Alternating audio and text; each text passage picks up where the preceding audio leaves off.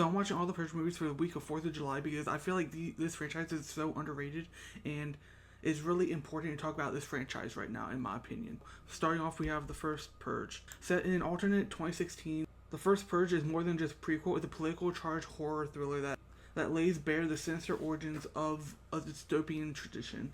And the movie explores the genesis of the Purge experiment, a 12-hour period where all crime is legal. The new founding fathers of America, the NFFA, of rising political force, initiate the first Purge as a sociological test confined to Staten Island.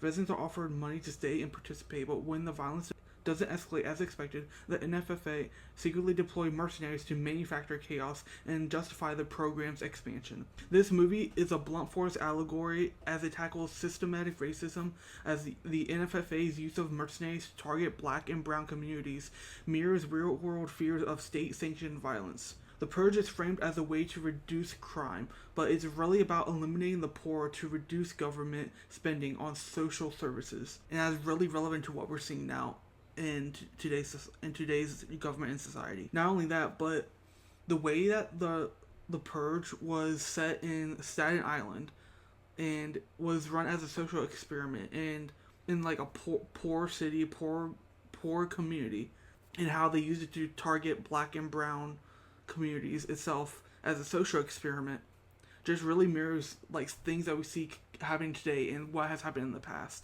The NFFA manipulates media coverage and public perception, echoing authoritarian regimes that manufacture consent. And despite the chaos, the movie emphasizes community resilience, as Naya and Dimitri's arcs within this movie show that leadership and courage can emerge from unlikely places.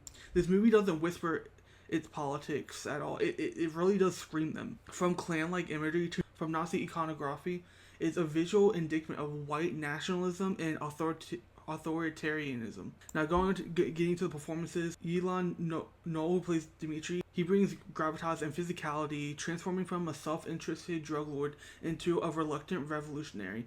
And his performance channels classic action heroes with a streetwise edge. Then we have Lex Scott Davis, who plays Naya, as the moral center. Davis delivers a grounded, emotionally resonant performance, and her scenes with Isaiah are touching. Joy Von Wade, who plays Isaiah, in his arc from scared teen to survivor, is subtle but effective, capturing the fear and confusion of someone thrust into violence. We have Rotimi Paul as Skeletor, a terrifying presence, and his twitchy, erratic performance is both grotesque and tragic. And he's a product of the very system the Purge exploits. And then the director, Gerard McMurray's direction is raw and kinetic. He traces the sleek, stylized violence of earlier entries from a grittier, more intimate feel. The use of blue light